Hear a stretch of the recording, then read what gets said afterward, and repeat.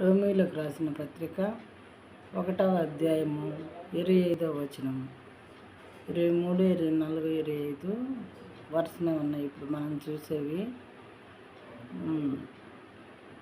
25లో అట్టివారు అంటే పైన చెప్పబడినటువంటి మనుషులు, అట్టివారు దేవుని సత్యమును అసత్యమునకు మార్చి సృష్టికర్తకు ప్రతిగా సృష్టమును పూజించి సేవించిరి.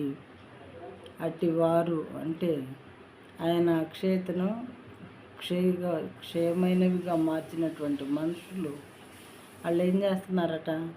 దేవుని సత్యమును అసత్యమునకు మార్చి సత్యదేవుడిని అసత్యదేవుడిగా మార్చేసి మరి సృష్టికర్త అయినటువంటి దేవుని పూజించడానికి బదులుగా సృష్టమును పూజించి సేవించేది.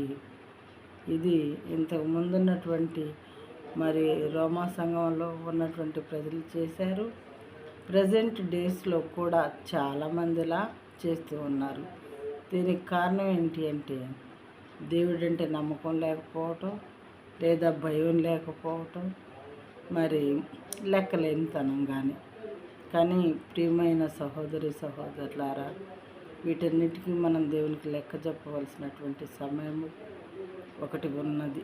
కనుక మనం చాలా జాగ్రత్తగా దేవుని విషయాల్లో భయభక్తులు కలిగి ఉండాలి.